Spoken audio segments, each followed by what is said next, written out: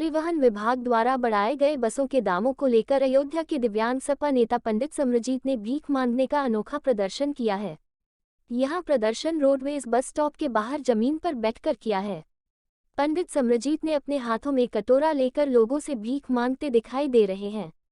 वहां से गुजर रहे यात्री भी उनके हाथों में कटोरा में पैसे देते दिखाई दे रहे हैं। इस दौरान पंडित समरजीत ने कहा कि भाजपा सरकार ने लगातार महंगाई बढ़ाकर आम जनता को त्रस्त कर दिया है। परिवहन विभाग का 25 से 30% किराया बढ़ा दिया गया है, जिससे गरीब जनता को सफर करना दुश्वार हो गया है। इसलिए हम रोडवेज पर बैठकर आम जनता से भीख मांगने का काम किया है, क्योंकि परिवहन विभाग का भाड़ा देने में आम जनता परेशान है। इसलिए भीख मांगकर हम परिवहन विभाग को देने का काम करेंगे, जिससे आम जनता पर महंगाई की मांग न पड़ सके। आपको बता दें कि समाजवादी पार्टी के सक्रिय नेता के रूप में दिव्यांग सपा नेता पंडित समरजीत जाने जाते हैं। आज देखिए, भाजपा सरकार प्रतिदिन महंगाई से गरीब जनता को पीसती जा रही है। आज 25-30% परिवहन विभाग का भाड़ा बढ़ गया, प्राइवेट गाड़ियों का भाड़ा बढ़ गया। ये आम जनता के ऊपर बहुत बड़ा बोझ पड़ता जा रहा है। आज इसी को लेकर हमने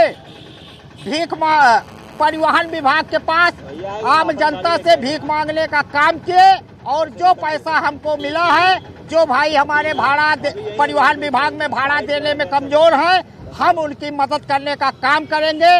और आज यही हम सरकार से कहना चाहते हैं कि अब बस कीजिए, जनता पे हथौड़ा मार मार कर महंगाई का जनता के कमर तोड़ने का काम किए हैं।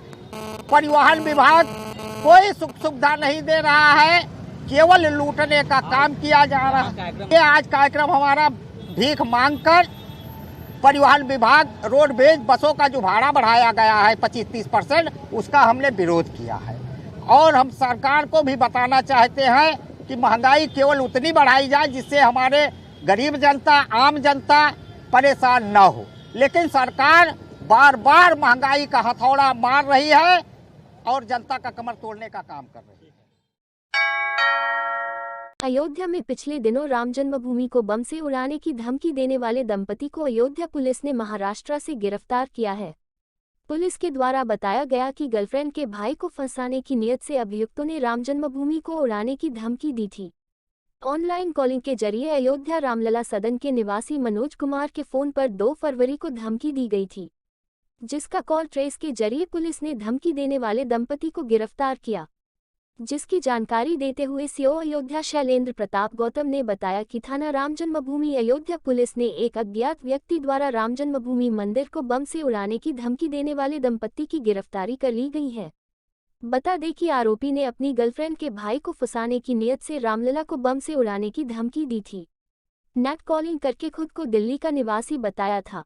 पुलिस ने धमकी देने वाले अनिल रामदास घोड़के उर्फ बाबा जान मूसा उर्फ सेटन राहेल, सहअभियुक्त विद्याशंकर धोत्रे उर्फ जॉर्ज संतन शानी ऐश्वर्या उर्फ आयरन सेटन हेल पत्नी अनिल रामदास घोड़ से निवासी महाराष्ट्र को गिरफ्तार कर लिया है। गिरफ्तार किए गए आरोपियों के पास से 9 मोबाइल फोन, लैपटॉप, 2 कुरान, 2 मुसलमानी टोपी, Aadhaar card, PAN card, ATM card, chequebook, birth certificate, election commission के सादा फॉर्म, संशोधित आधार कार्ड, ताबीज माला समेत कई आपत्तिजनक सामान बरामद हुए हैं। मुख्य आरोपियों ने राम जन्मभूमि के साथ दिल्ली मेट्रो स्टेशन को भी बम से उड़ाने की धमकी दी थी। सर, क्या है पूरा मामला और जिसकी गिरफ्तारी? दिनांक 2 फरवरी को एक अज्ञात व्यक्ति द्वारा मनोज कुमार, जो रामलला सदन के हैं, प्रयागराज में कल्पवास कर रहे थे, उनको सूचना दी गई कि आज राम मंदिर को उड़ा दिया जाएगा। उन्होंने तत्काल इस सूचना को स्थानीय पुलिस को दिया। स्थानीय पुलिस में तत्काल इस सूचना को गंभीरता से लेते हुए प्रभारी वरिष्ठ पुलिस अधीक्षक उप महानिरीक्षक महोदय द्वारा एक टीम का गठन किया गया। इस टीम ने सबसे पहले उस टेलीफोन के स्रोत को पता किया, तो टेलीफोन के स्रोत से ज्ञात हुआ कि टेलीफोन दिल्ली में बिलाल नाम के व्यक्ति द्वारा किया गया है, जिससे जाकर के पूछताछ की गई। और पूछताछ के क्रम में ये बात सामने आई कि बिलाल को कोई व्यक्ति फंसाना चाहता है, और गहनता से पूछताछ की गई तो उसमें तथ्य जानकारी में आया कि बिलाल की बहन के किसी एक लड़के से कुछ संबंध थे। उस लड़के द्वारा धमकी देने के क्रम में उनको फंसाए जाने के क्रम में इंटरनेट कॉलिंग करके ये सूचना दी गई है। जब इसका गहनता से विश्लेषण किया गया और उस साइबर की तमाम सारी विधियों को अपनाते हुए इसमें देखा गया, तो इसमें एक नाम जानकारी में आया अनिल रामदास घोड़के का जो है, ये वहाँ महाराष्ट्र के रहने वाले हैं। घोड़के का नाम आया, अनिल रामदास घोड़के हैं, इनका नाम जानकारी में आया। जब इनके बारे में और पता किया गया तो पता चला कि ये फर्जी नाम पता रख करके बाबा मूसाजान के नाम से चेन्नई में कहीं रह रहे थे। इनको बुलवाया गया, बुलवाने के बाद इनसे पूछताछ की गई। पूछताछ के बाद पर्याप्त आधार और साक्ष्य मिलने पर इनको गिरफ्तार किया गया है, न्यायिक अभिरक्षा के लिए भेजा जा रहा है। इस कार्य में इनकी पत्नी भी पूर्णतः सहयोग देती थी, जो धनराशि प्राप्त होती थी दोनों मिलकर ही इस काम को किया करते थे।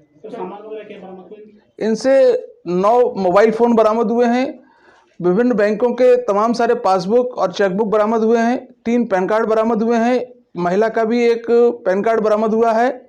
इन सभी विषयों के विषय में जानकारी की जा रही है और विभिन्न एजेंसियां इसमें जांच कर रही हैं। आगे जैसी स्थिति होगी अवगत कराया जाएगा। नहीं, जानकारी की जा रही है और एजेंसियां जांच कर रही हैं। रामनगरी अयोध्या में भी जनपद स्तरीय निवेश कुंभ का आयोजन गांधी सभागार में संपन्न हुआ, जिसमें जनपद के अधिकारी, सांसद, विधायक के साथ निवेशक लोग मौजूद रहे। इस दौरान लखनऊ में ग्लोबल इन्वेस्टर्स समिट के उद्घाटन व समापन का लोगों को सीधा प्रसारण दिखाया गया। अयोध्या में 49,000 करोड़ रुपए के निवेश का प्रस्ताव, 56,000 रोजगार का सृजन होगा। इस कार्यक्रम के दौरान डीएम नीतीश कुमार ने कहा कि अलग अलग विभागों से अनापत्ति के लिए अलग अलग कैटेगरी बनाई जाएगी और सभी उद्योग के प्रतिनिधियों से कहा गया जो भी अनापत्ति की आवश्यकता है उसके लिए एक व्यवस्था की जा रही है, जो हर 15 दिन पर निवेशकों के साथ बैठक होंगी। किस तरह से उद्योग को प्रमोट किया जाए और रणनीति बनाई जाएगी। अयोध्या की महायोजना में लैंड यूज पैटर्न क्या है उसको देखा जाएगा। नव्य अयोध्या में क्या बेहतर हो सकता है उस पर काम किया जाएगा। डीएम ने कहा कि अयोध्या में टूरिज्म इंडस्ट्री में भी काफ़ी स्कोप, होटल और सर्विस इंडस्ट्रीज के लिए भी अच्छा स्कोप है। अयोध्या में रामपथ, भक्तिपथ, जन्मभूमि पथ का निर्माण हो रहा है। धर्मपथ के लिए भी डीपीआर बनाया गया है।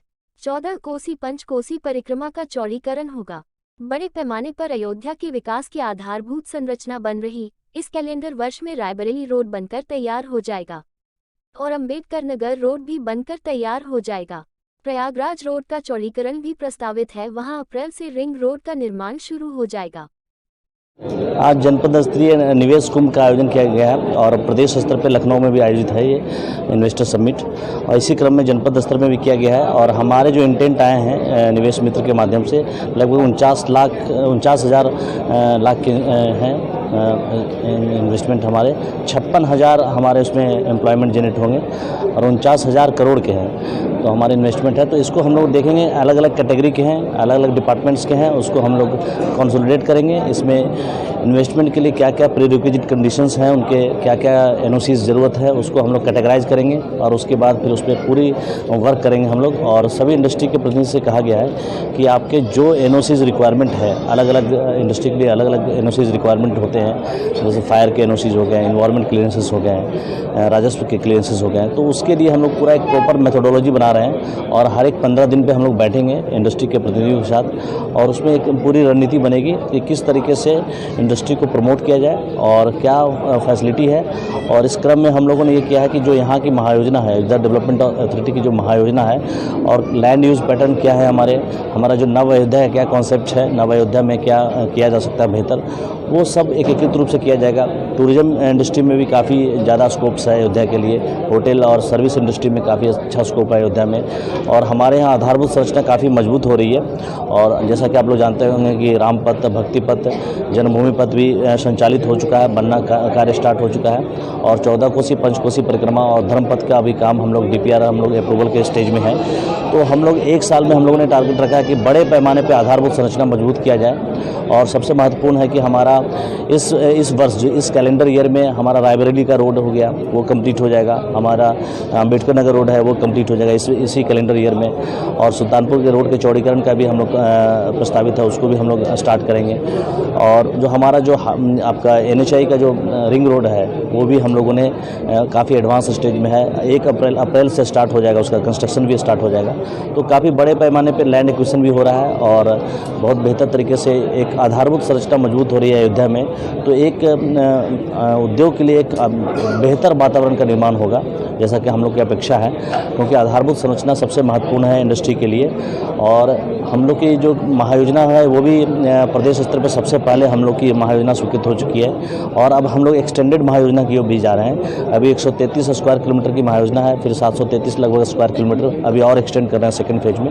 तो काफ़ी बड़े पैमाने पे हम लोग इंडस्ट्री के लोगों को प्रशिक्षित करेंगे कि किस ज़मीन का क्या पैटर्न है और क्या इन्वेस्टमेंट कहाँ पे किया जा सकता है। तो इससे बहुत सहूलियतें मिलेगी और इन्वेस्टमेंट को काफ़ी बल मिलेगा। इंडस्ट्री है और ODOP है, तो हम लोग उसको बढ़ावा देंगे, और एक फैसिलिटेशन सेंटर भी यहाँ पे प्रस्तावित है, उसको भी हम एक्सपेडाइट करेंगे।